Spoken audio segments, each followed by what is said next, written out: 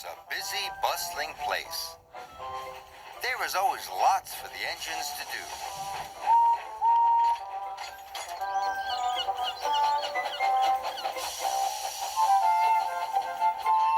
One morning, Thomas was shunting freight cars in the yard when Sir Topham Hatt came to see him.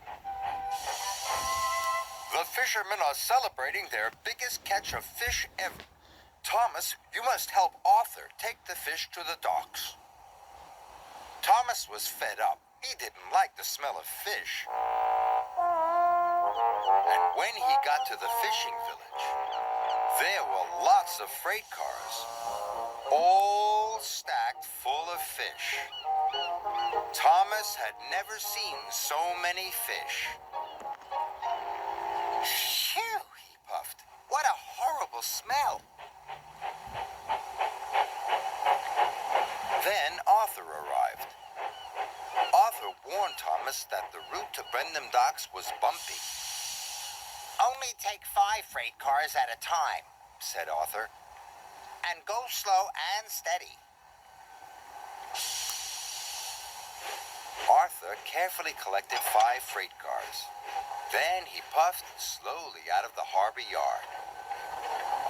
Thomas looked at all the freight cars full of fish. He didn't want to go slow and steady. He wanted to get his smelly job over with. So Thomas shunted all of the freight cars into a long line. And he puffed out of the village. The freight cars were heavy and smelly, but Thomas was pleased his job would soon be over.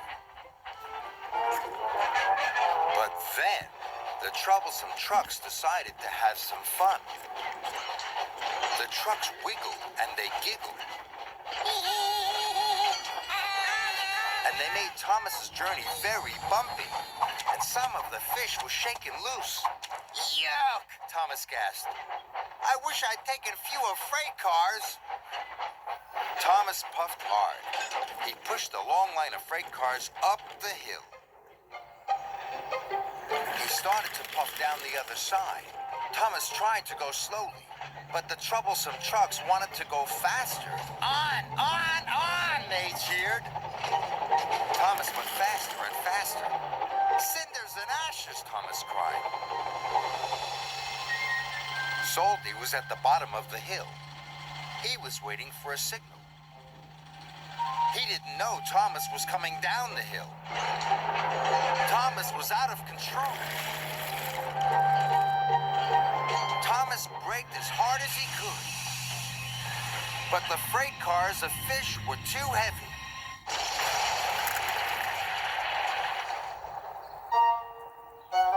Oops, said Thomas. Sorry. Salty was covered in fish. Never mind me, Artie, said Salty. The smell reminds me of the sea. Thomas's driver telephoned for help. And soon Harvey was clearing the tracks. Thomas wondered what Sir Topham Hatt would say. He found out soon enough. You have caused confusion and delay, said Sir Topham Hatt. You must learn to be more safe. Yes, sir. Sorry, sir, Thomas puffed sadly.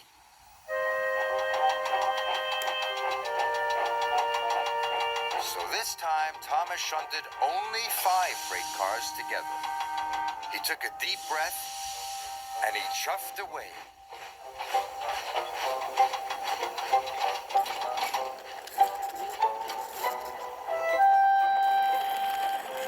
Thomas puffed through the countryside.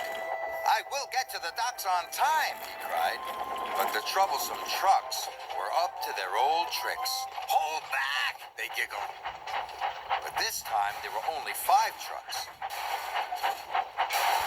Thomas biffed and bashed and bumped them. And the trucks weren't troublesome anymore.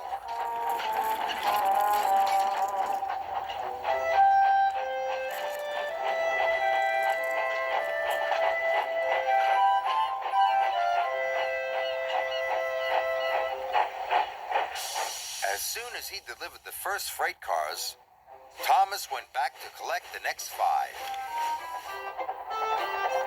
His coupling smelled of kippers, and his cabin smelled of cod.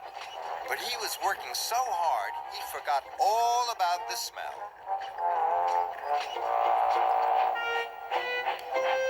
At last, he had just one more load to take.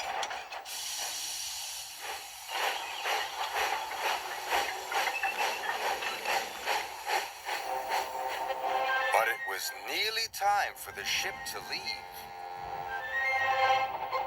Thomas raced as fast as he could. His axles ached and his buffers were bashed, but he got to the docks just in time.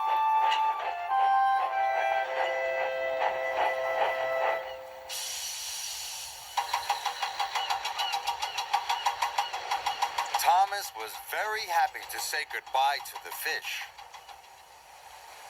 Then Sir Topham Hatt came to see Thomas. "I know you don't like the smell of fish, but you have worked very hard," Sir Topham Hatt said. "You really are a useful engine." Thomas was proud. But he still had the smell of fish in his funnel, and he couldn't wait to be clean. So he puffed off to the washdown.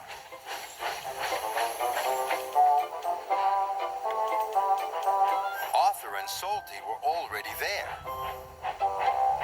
"Getting clean is lovely," puffed Arthur. "Best part of the day," said Salty. "Especially when you smell of fish," said Thomas.